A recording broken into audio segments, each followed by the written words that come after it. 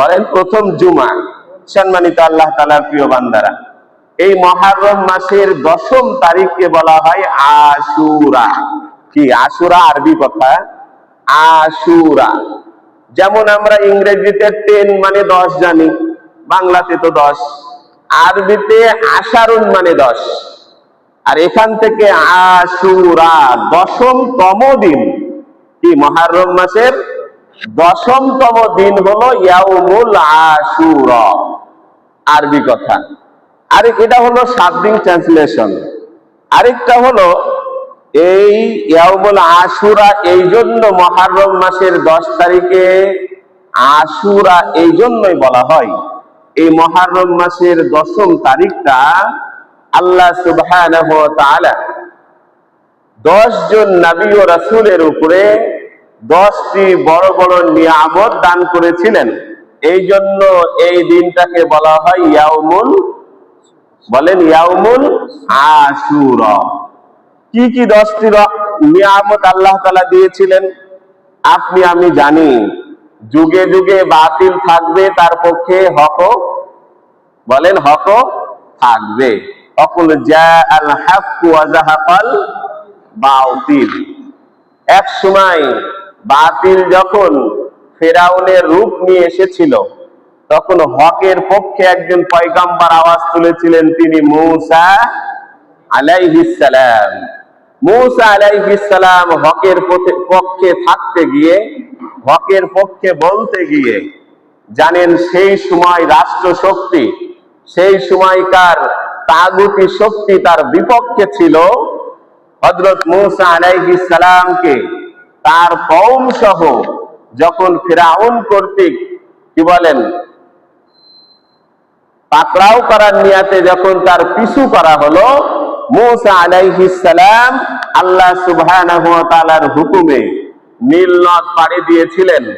তো যেই দিন মূসা আলাইহিস সালাম নীল নদ পাড়ি দিলেন আর ফিরাউন দল বল সহ ডুবে মরলো, সেই দিনটা ছিল ইয়াউমুল আশুরা, এই মুহররমের 10ম তারিখ। শুনেন, আজকে আমরা উলামা ইকরাম কত কথা বলি, কত ওয়াজ নসিহত হয়, ইসলামিক দলের লোকগুলো কত কথা বলে।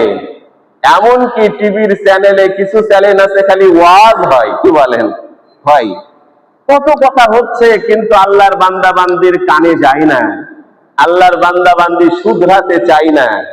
মনে রাখবেন, মূসা আলাইহিস সালাম ফিরাউনকে অনেক দাওয়াত দিয়েছেন, অনেক বুঝিয়েছেন, কিন্তু যখন কাজ হয়নি, এক সময় কিন্তু সে নিজে আল্লাহকে স্বীকৃতি দিয়েছিল, কিন্তু আল্লাহ তা অ্যাকসেপ্ট করেন। সম্মানিত আল্লাহর প্রিয় বান্দারা, মূসা আলাইহিস সালাম তার কওমকে নিয়ে, তার উম্মতকে নিয়ে চলে গেলেন। ফিরাউন সদলবল সহ যখন নীল নদের মাঝপথ, তখন আল্লাহর হুকুমে পানি কি বলেন মিলে গেল। যখন মিলে গেল, যখন ফিরাউন দেখছে আমার আর কোনো উপায় নেই, তখন সেও বলেছিল আমানতু বিরব্বি মূসা ওয়া হারুন। কত নম্বরের বাটপার হলে বলতে পারে আমার রবের উপরে ঈমান আনলাম, বলে নাই, বরং বলেছিল মূসা আর হারুনের আল্লাহর উপরে ঈমান আনলাম। নাউজুবিল্লাহ। কি বলেন?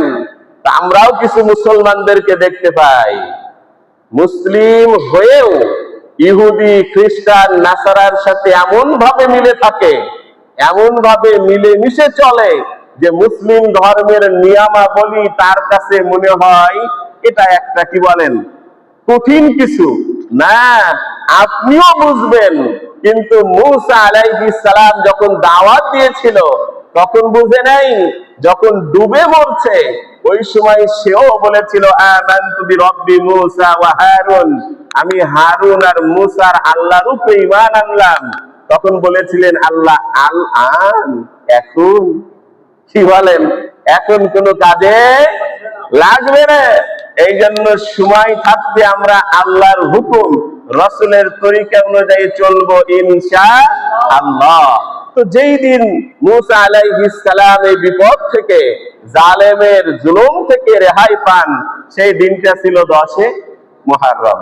নাম্বার 2, আপনারা জানেন একজন পয়গম্বর 1300 বৎসর, মতান্তরে 1350 বৎসর বেঁচে ছিলেন হযরত নূহ আলাইহিস সালাম। তার মধ্যে দাওয়াতি দিয়েছেন 950 বৎসর। সুবহানাল্লাহ, কি বলেন?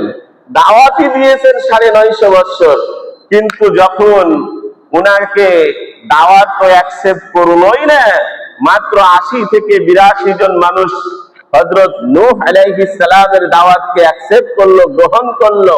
বাকিগুলো এত শত্রুতা করলো যে নূহ আলাইহিস সালাম আর সহ্য করতে না পেরে বলেছিলেন, কাফিরিনা দাইয়ারা, আল্লাহ কোন কাফেরকে আর জমিনে আর রেখেন না, সব কাফের গুলিকে ধ্বংস করে দেন।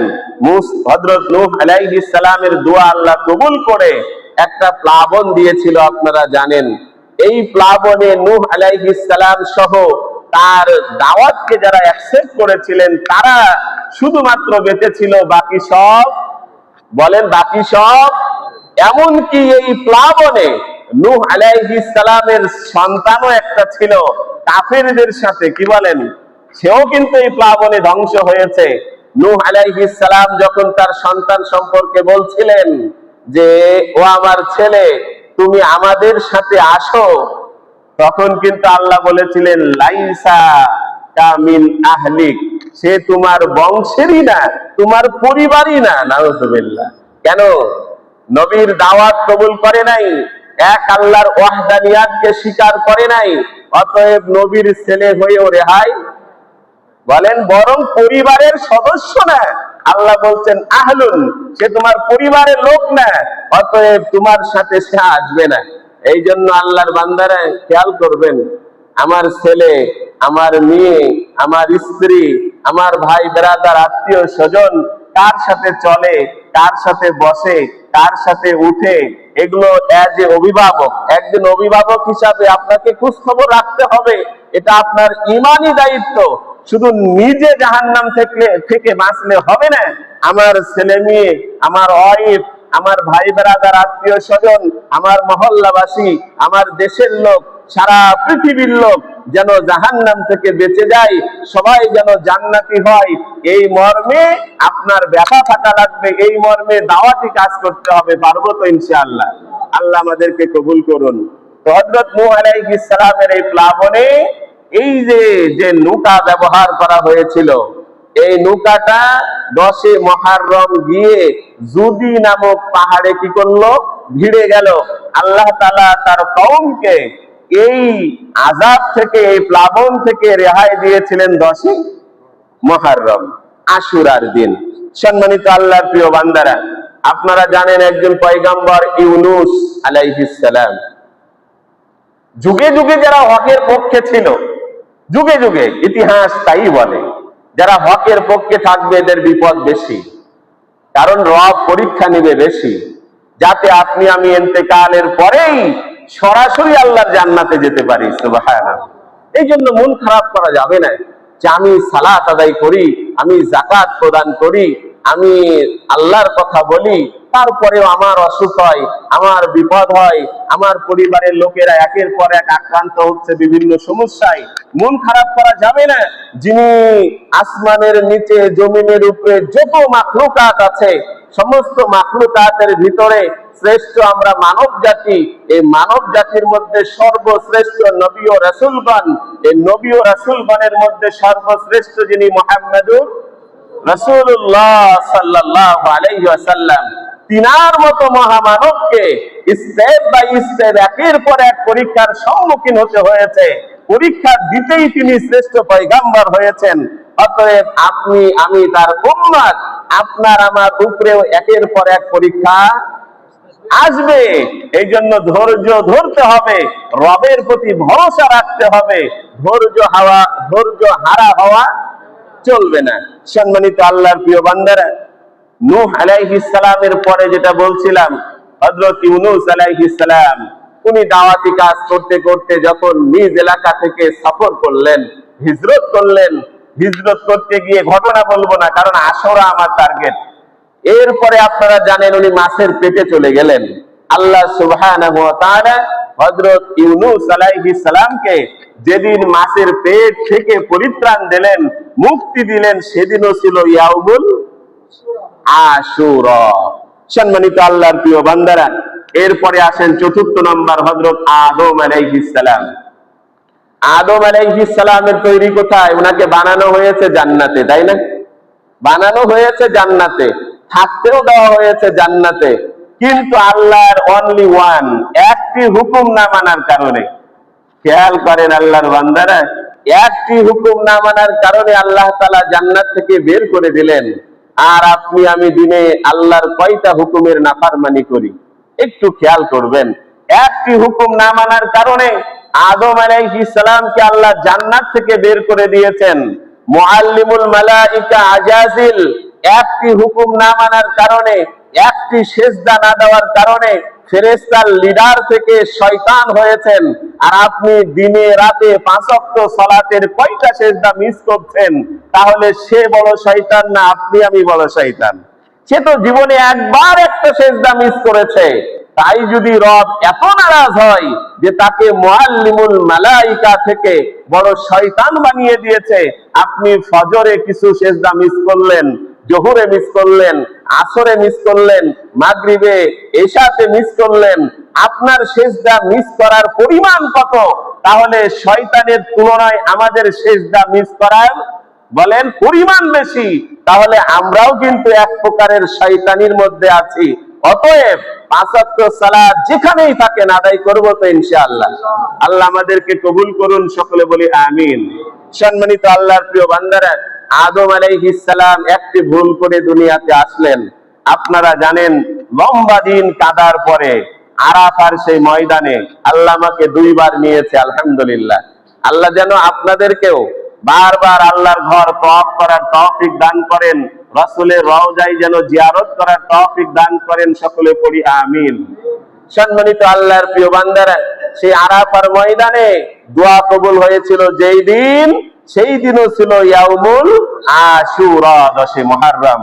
সম্মানিত আল্লাহর প্রিয় বান্দারা, নাম্বার 5, আপনারা জানেন, হক কথা বললে আপনার ছেলে আপনার শত্রু হয়ে দাঁড়াবে, আপনার বাসার ভাই বেরাদার আত্মীয় স্বজন আপনার বিপক্ষে যাবে, এমনকি দলের লোকেরা তো যাবেই। দলের লোকেরাও বলতে পারে এটা আমার দলের লোক নাই, অন্য দলের, এ তো গুপ্ত ছিল, বলতে পারে। ইউসুফ আলাইহিস সালাম যখন আল্লাহর ওয়াহদানিয়াতের পক্ষের একটু একটু করে আওয়াজ করলেন, সব ভাই মিলে ইউসুফ আলাইহিস সালামকে ফেলেছিলেন কোথায়? কূপের ভিতরে, কুয়াতে। ইউসুফ আলাইহিস সালাম যেদিন কূপ থেকে পরিত্রাণ পান, নাজাত পান, সেই দিনও ছিল ইয়াউমুল আশুরা। সম্মানিত আল্লাহর প্রিয় বান্দারা, ঈসা আলাইহিস সালাম যখন এক আল্লাহর ওয়াহদানিয়াতের কথা বললেন, সেই সময় রাষ্ট্র থেকে শুরু করে পুরা জাতি তার বিপক্ষে চলে গেল। ঈসা আলাইহিস সালামকে মারার প্ল্যান করা হলো। যখন মারবে, ঘরের মধ্যে আটকিয়ে যখন মারবে, তখন কার হুকুমে? কে তুলে নিয়েছে? আল্লাহ সুবহানাহু ওয়া তাআলা তুলে নিয়েছেন। ঈসা আলাইহিস সালামকে যেই দিন হত্যা থেকে বাঁচিয়ে আল্লাহ তাআলা তুলে নিলেন, সেই দিনও ছিল ইয়াউমুল আশুরা। সম্মানিত আল্লাহর প্রিয় বান্দারা, আপনারা জানেন, হযরত আইয়ুব আলাইহিস সালাম বাড়ি ছিল, গাড়ি ছিল, জায়গা ছিল, জমি ছিল, রাজত্ব ছিল, ওয়াইফও একাধিক ছিল, ছেলে মেয়ে ছিল। আল্লাহ পরীক্ষা নিতে নিতে সব শেষ, এমনকি শরীর পর্যন্ত পছন্দ ধরে গেল, পোকা ধরে গেল।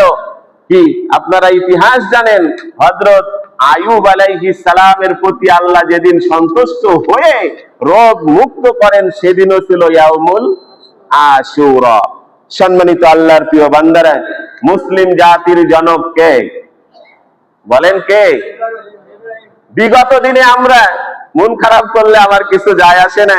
বিগত দিনে আমরা স্কুলে, আমি ক্লাস নিত, যে বলি বাবা জাতির জনকের নাম বলো, খাস করে একটা নাম চলে আসে। বাচ্চারা জানেই না যে মুসলিম জাতির জনক কে। যা বিগত দিনে যার নাম চর্চা হয়েছে, সব বাচ্চা মনে করে যে ওটাই জাতির জনক। সম্মানিত আল্লাহর প্রিয় বান্দারা, মুসলিম জাতির জনক ইব্রাহিম। বলেন ইব্রাহিম আলাইহিস সালাম, মিল্লাত আবিকুম ইব্রাহিম হুয়া সাম্মাকুমুল মুসলিমিন। তিনি আমাদেরকে মুসলমান নাম দিয়েছেন। যিনি আমাদের মুসলিম নাম দিয়েছেন তিনি কে? ইব্রাহিম আলাইহিস সালাম। তো মুসলিম জাতির জনক ইব্রাহিম খলিলুল্লাহ আলাইহিস সালাম, তার জন্ম, পৃথিবীতে আগমন এই ইয়াউমুল আশুরা, 10 মুহররম। সুবহানাল্লাহ।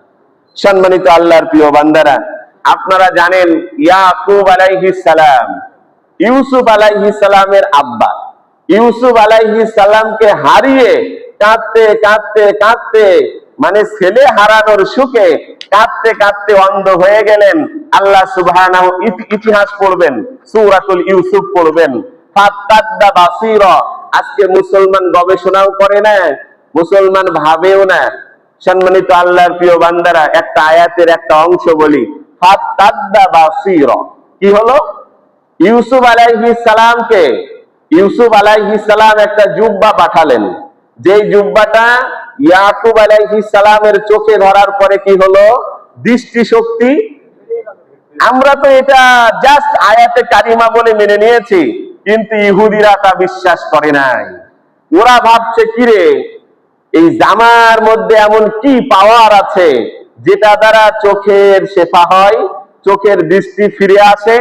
ওরা জামা নিয়ে গবেষণা করেছে, জামার মধ্যে সুতো আছে, এই সুতা নিয়ে গবেষণা করেছে, কিন্তু কিছু পায়নি যেটা চক্ষু দৃষ্টির কোনো উপকারে আসে। এরপরে ওরা গবেষণা থামিয়ে দেয়নি, গবেষণা চালিয়ে দেখছে জামা যখন পরে তো শরীরের ঘামও জামাতে বলেন বলেন লাগে। ওরা ঘাম নিয়ে গবেষণা করেছে, করতে করতে দেখা যাচ্ছে মানুষের ঘামের মধ্যে এমন এক প্রকারের মেডিসিন আছে যেটা যদি চোখে দেওয়া হয় অন্ধ মানুষের দৃষ্টিও ফিরে পেতে সম্ভব। সুবহানাল্লাহ। এই জন্য ওনারা একটা ওষুধ বাজারজাত করবে, শিফাউল কুরআন নামে একটা ড্রপ। আপনি আমি তো মনে করেছি আয়াত, বাস ওখানে স্টপ, কিন্তু ওরা কিন্তু বসে নাই। এই জন্য আমাদের গবেষণাও করতে হবে, আল্লাহর হুকুমগুলো নিয়ে একটু ভাবতে হবে, একটু নিরিবিলি মুরাকাবা মুহাসাবা করতে হবে। মানে নিরিবিলি বাসায় যখন রাতে শুতে যাবেন, বালিশে মাথাটা দিয়ে একটু চিন্তা করবেন, আল্লাহর এই হুকুম কেন? যদি মানি আমার লাভ কি, যদি না মানি আমার ক্ষতি কি? সম্মানিত আল্লাহর প্রিয় বান্দারা, তো ইয়াকুব আলাইহিস সালাম যেই দিন দৃষ্টি শক্তি ফিরে পেলেন সেটাও ছিল ইয়াউমুল আশুরা। সম্মানিত আল্লাহর প্রিয় বান্দারা, নাম্বার 10, নবী মুহাম্মদুর রাসূলুল্লাহ সাল্লাল্লাহু আলাইহি ওয়াসাল্লাম, তিনার পূর্বের গুনাহ, চলমান গুনাহ, ভবিষ্যতের গুনাহ সব মাপ এই সম্পৃক্ত যে আয়াতে কারিমা নাজিল হয়েছে সেটাও ইয়াউমুল। আমাদের আকীদা কি? সমস্ত নবী ও রাসূলগণ নিষ্পাপ, সমস্ত নবী ও রাসূলগণ নিষ্পাপ, তারা মাসুম, তারা আল্লাহ কর্তৃক মনোনীত, আল্লাহ কর্তৃক স্বয়ংকৃত। অতএব নবী ও রাসূলের কোন বিষয়ে আমাদের চর্চা করা, দোষ চর্চা করা কিনা বলেন বলেন উচিত না, ইমানের খাতরা হয়ে যাবে। এই জন্য আমাদের আকীদা হলো নবী ও রাসূলগণ মাসুম, নিষ্পাপ। তো নবী যে নিষ্পাপ এই সংক্রান্ত আয়াত যেদিন নাজিল হয় সেদিনও ইয়াউমুল আশুরা। সম্মানিত আল্লাহর প্রিয় বান্দারা, 10টা বড় বড় নিয়ামত 10 জন পয়গম্বরের উপরে এই আশুরার 10ম তারিখে আল্লাহ তাআলা এই নিয়ামত গুলো দিয়েছিলেন, নিয়ামত গুলো তাদের উপরে বর্ষিত করেছেন। বিধায় এই দিনটার নামকরণ করা হয়েছে ইয়াউমুল আশুরা। আর আরেকটা শাব্দিক অর্থ, ইয়াউমুন মানে দিন, আশুরা মানে 10ম। মুহররমের 10 তারিখকে যেহেতু আশুরা বলা হয় তাই এর নাম ইয়াউমুল আশুরা। এবার আসেন, ইয়াউমুল আশুরা এই দিনটা অধিকাংশ সাহাবায়ে কেরাম, তাবেঈন এবং তৎপরবর্তী উলামায়ে কেরাম সকলের কাছে মুহররমের 10 তারিখকেই বলা হয় ইয়াউমুল আশুরা। অনেক বিষয় নিয়ে অনেক দ্বিমত থাকতে পারে, থাকে না? অনেক সময় আমাদেরকে বলে হুজুর কুরআন এক হাদিস এক, এত কেন দ্বিমত, তাই না ভাই? তো কুরআন এক হাদিস এক, আজ থেকে 1450 বছর আগের কথা, তাই না? কুরআন লিখিত হয়েছে, কিন্তু হাদিস তো অনেক পরে লিপিবদ্ধ হয়েছে। যেমন ইমাম বুখারীর জন্ম কত 194, তারপরে উনি বড় হলেন, সর্বপ্রথম বুখারী এরপরে মুসলিম, এরপরে আবু দাউদ, এরপরে তিরমিজি, নাসাই, ইবনে মাজাহ।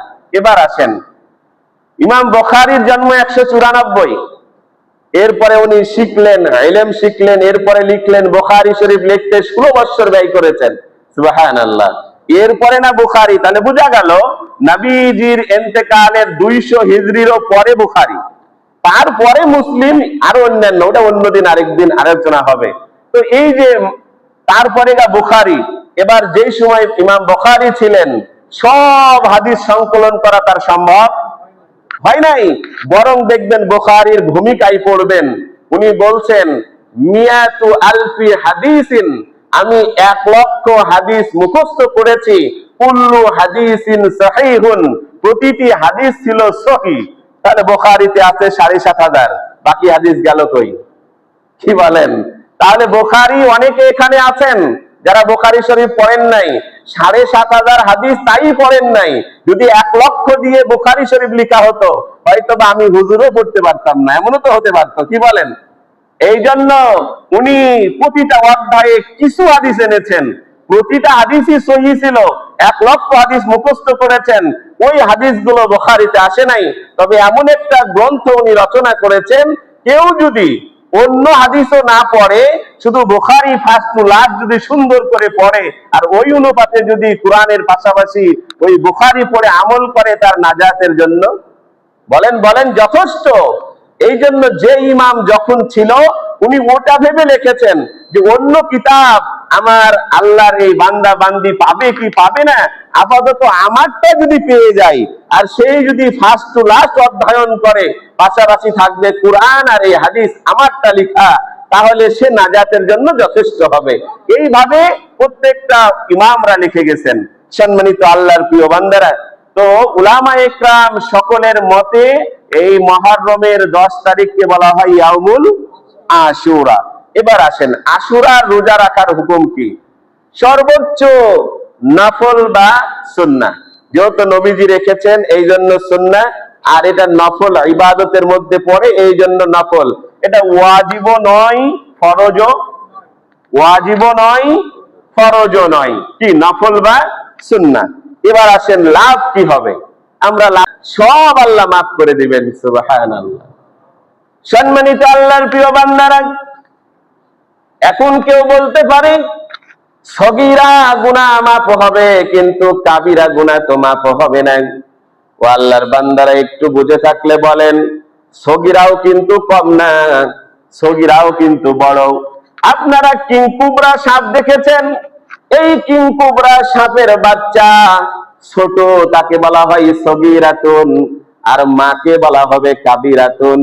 এবার বলেন তো, মা যদি কামড় দেয়, আল্লাহর ওই বান্দা বান্দি সময় মতো ভ্যাকসিন না দিলে কি যাবে? দুনিয়া থেকে বিদায় নিবে। ঠিক ওই কিংকুবরা সাপের ছোট বাচ্চাটা, যেটাকে আমরা সগীরা বলি আরবিতে, মানে ছোট, যদি ওই কিংকুবরা সাপের ছোট বাচ্চাটাও যদি কাউকে কামড় দেয়, আর সময় মতো যদি ভ্যাকসিন না দেন, তাহলে কি হবে? দুনিয়া থেকে বিদায়। অতএব সগীরা গুনাহকে ছোট মনে করা যাবে না। এই সগীরা গুনাহও আপনার জাহান্নামে যাওয়ার কি হবে? বলেন বলেন, কারণ হবে।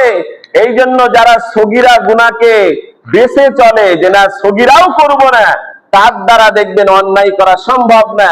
আর সগীরাকে যদি সগীরা মনে না করেন, তাহলে তার দ্বারা কাবিরা গুনাহও মাঝে মধ্যে হয়ে যাবে, সে টেরই পাবে না।